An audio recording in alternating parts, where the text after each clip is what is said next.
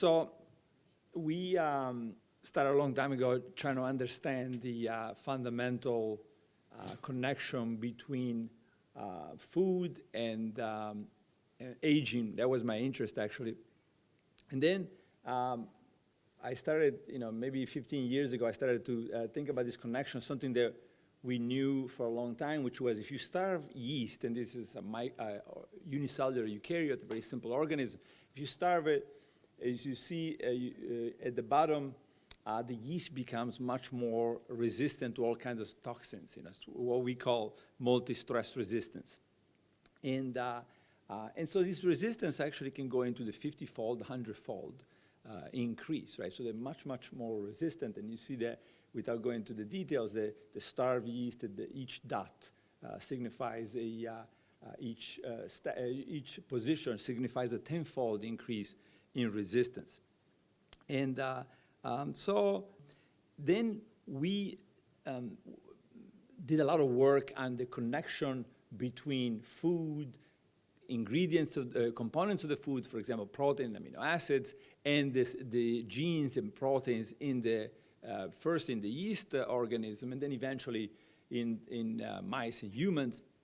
And so we figured out that, in fact, proteins and amino acids control two of the major pro-aging pathways. One is called growth hormone IGF-1, and the other one is called Toll-cis kinase, and these are now very well confirmed to be very essential in the aging process. And then my lab, a long time ago, also discovered the IGF-1 role in aging was discovered by Cynthia Kenyon and Gary Ravkan. And we discovered the Toll-cis kinase, and then we also discovered what we call the sugar signaling pathway, right? RAS, PKA, controlling, and both of them. So if you have a lot of proteins, if you have a lot of sugar, all these pathways are activated, and they make the cell grow, but at the same time makes all kinds of cells in the human body grow, but at the same time they make them weaker, right? So they make them weaker and age more quickly. And so I started thinking 15 years ago, this is really a great opportunity. Why? Because a lot of these genes that I'm showing you, these proteins that I'm showing you, are oncogenes or oncoproteins or proto-oncogenes, meaning they're the normal form of what gets mutated and it becomes a cancer-causing or cancer-promoting gene, right? So then it occurred to me that by starving cells, normal cells will all respond to the starvation signal by shutting down this pathway. So you remove the protein, you remove the sugar, these pathways are downregulated in normal cells. But by definition, the cancer cells, because they have these oncogenes, let's say in the RAS gene or even in the IGF-1 receptor, they're always stuck in the on mode. So this was really a great opportunity to distinguish all normal cells from all cancer cells. And so you starve, and we knew then later on we figured out, in fact, by starving a mouse in this case, but also something very similar happens for people.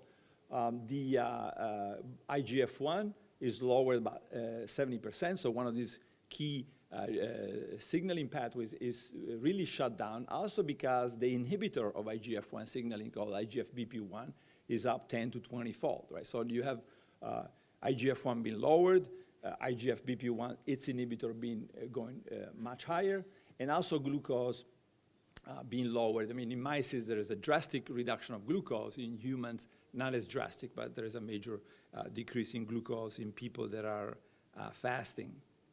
So then we started with simple experiments, both in the US and in Italy, which was, well, we have done a lot of work in yeast, which I'm not going to show to you. But the simple experiment was just, if you take a mouse and you starve it, can you protect it by, in fact, lowering IGF-1 and lowering TOR signaling, et cetera, and lowering glucose? And the answer is yes. In fact, you see a major protection. This is protection against cisplatin and doxorubicin chemotherapy drugs. And on the left, you see the red line here are mice that were starved before for 48 to 60 hours before giving cisplatin.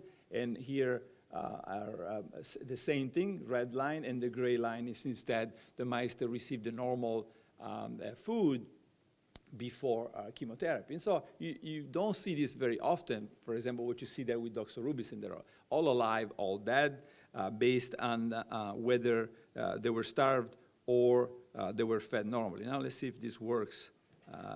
Okay, so then on the left, the mice that were starved before chemotherapy, and on the right are the ones that ate normally, and so you see that the mice starved before chemo, they're moving around like they didn't receive chemo at all, and the ones on the right, actually about 65% of them will be dead in 10 days or so. There is a drastic difference. And I'll show you some clinical data in a second. So when we first went to oncologists over 10 years ago with this, and actually David Quinn is here. He was one of the first guys that we bothered.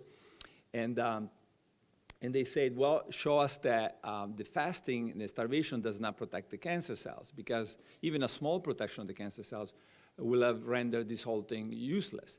And so we went back to the lab, and there was a reason, actually, an evolutionary reason for why this shouldn't happen. And the idea is that every mutation in evolutionary biology, we know that every mutation, most mutations are deleterious, right? So cancer, because there's so many mutations, at least the hypothesis was that when you put the cancer cell in a complex environment like starvation, you really change everything, and everything is different from what it was when the cancer evolved, right? So the cancer forms slowly, and in that time, there are a lot of proteins, there are a lot of sugar, there are a lot of carbohydrates, and so the cancer now finds itself in a very different environment, and the idea, or at least the hypothesis, is that it will struggle in this environment. So starvation, so the best thing you can do for cancer cells is to keep giving the cancer whatever, the maximum nutrition, right? So the cancer benefits much more from a lot of food than the normal cells, because the normal cells have, as I just showed you, a very, they're able to switch to a starvation response mode. Anyway, so then we started to look at this. Is in fact a cancer cell confused in this environment? And I'm not showing you those data. Well, actually, yeah, no, there is not the fasting alone. But already fasting alone in most of the experiments that we did. So these are cycles of only about 3 days of fasting every couple of weeks or so, 1 to 2 weeks. And over we showed that in most cases, the fasting cycles alone were as good as chemotherapy. So the cancer progression was delayed as much by just giving the short cycles of fasting as it was by giving high-level chemotherapy. But I think the important thing is, and I'll show you some slides later, is that the combination seems to be much, much more powerful. Now you have a synergism, right? If you just do one or the other, as most people try to do, we always try to go the natural way or the pharmacological way, and there's two groups that really don't like to talk to each other. But really, when you combine the fasting, as you see there, with breast cancer, and this is just one cycle of fasting plus chemotherapy. In the red, you see that if the mice are fasted and given chemotherapy, now you start seeing long-term survival, and this is neuroblastoma on the right. Now you have 50% of the mice that are cancer-free long-term, but only in the combination of fasting and chemotherapy. And this is actually a study, and I just want to show you, focus on the two panels on cancer-free survival here. This is a study done by a group in Switzerland looking at lung carcinoma and mesothelioma. And here you see the control. This is cancer-free survival. So what's the percentage of mice that are cured? So of course, if you don't treat them, 0 are cured. If you give them chemotherapy, 0% are cured. If you give them fasting, 0%. And then you combine fasting with chemotherapy. And you see it goes up to 40%. And here, actually, 60%. And it's very similar results now we see over and over in many different tumors. So the idea is that, as shown here, normal cells, the normal organism, you starve them. There is a very coordinated response. Why? because we have always been exposed to starvation periods, as Jean-Jacques told you earlier. Historically, we were in a very different world, and starvation was very, very common. And it is very, very common for any organism that you can think of. So normal cells are very well adapted to this. There's lowering IGF-1, lowering of glucose. They know what to do. They increase the stress-resistant transcription factor. One of them is called FOXO. And they go into a protected, highly protected mode, anti-aging, and also anti-carcinogens. Tumor cells, instead, everything happens the same outside of the cell, but then any oncogenic mutation, which of course all cancers have, is going to lead to rebellion, essentially, the inability to respond.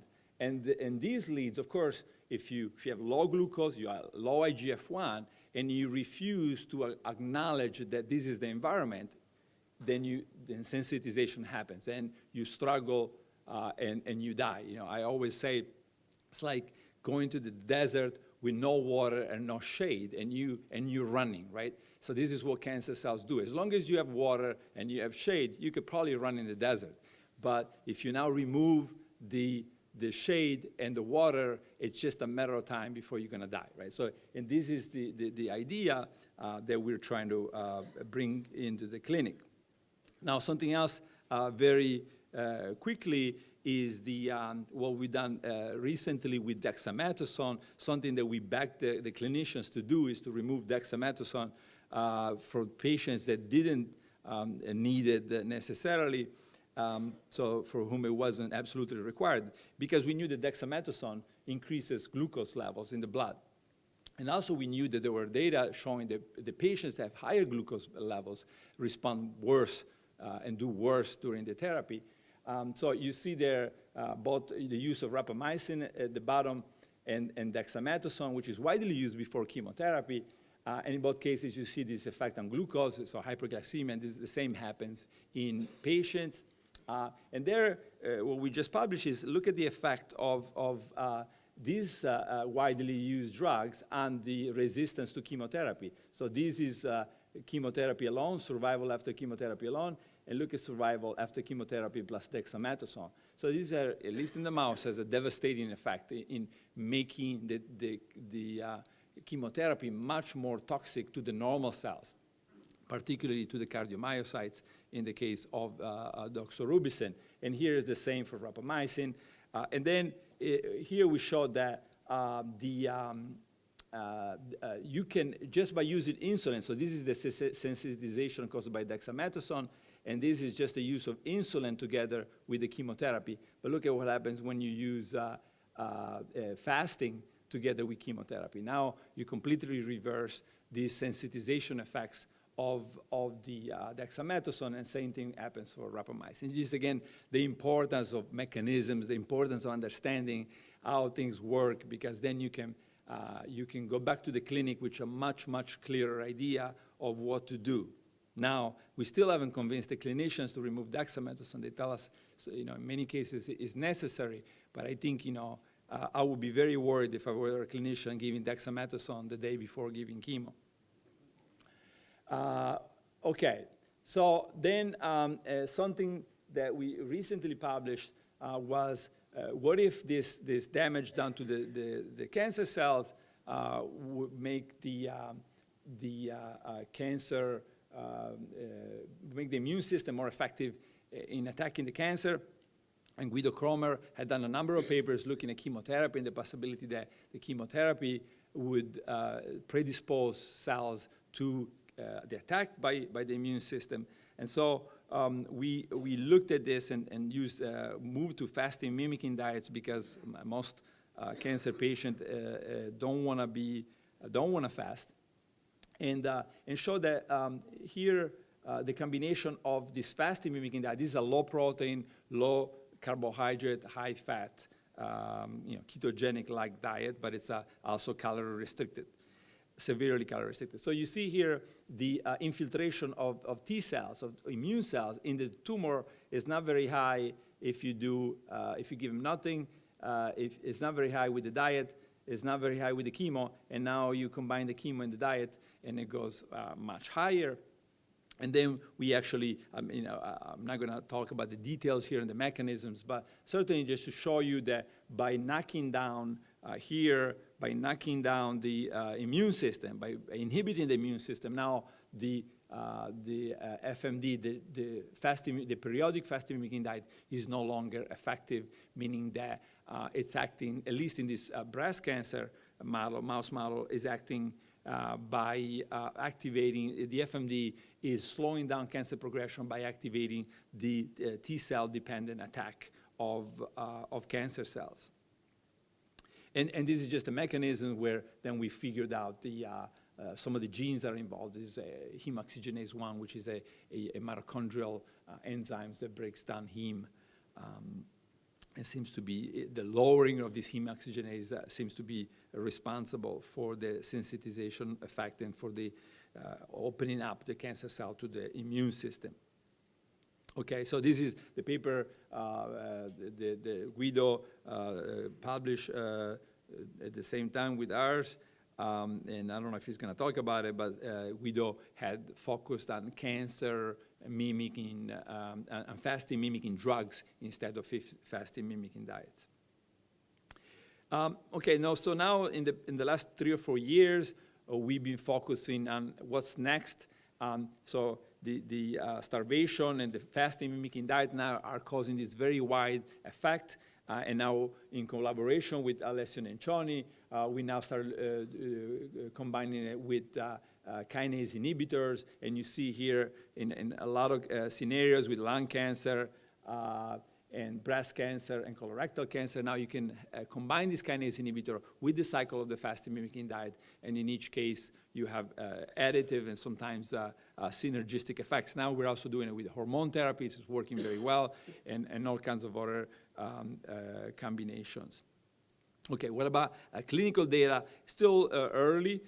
This was something that we published a long time ago. It was a case study, case report of 10 patients, 6 of whom had done the same chemo, either with or without fasting, and the side effects appear to be lower, or at least they report lower side effects, going from fatigue, weakness, to headaches, nausea, vomiting, etc., when they fasted together with the chemotherapy. These were cancer patients that had all kinds of cancer, so very preliminary, but very promising. Then the study that David Quinn, Tanya Dorf, and myself finished. It took us a while because patients don't like to fast, but if it was finally finished and published, and again, this is a feasibility study, but showing that patients that were on 72 hours of fasting together with the chemotherapy seems to do better, or at least reported doing better, a lot better than patient that did 24 hours of fasting. This is a nice control because it tells you that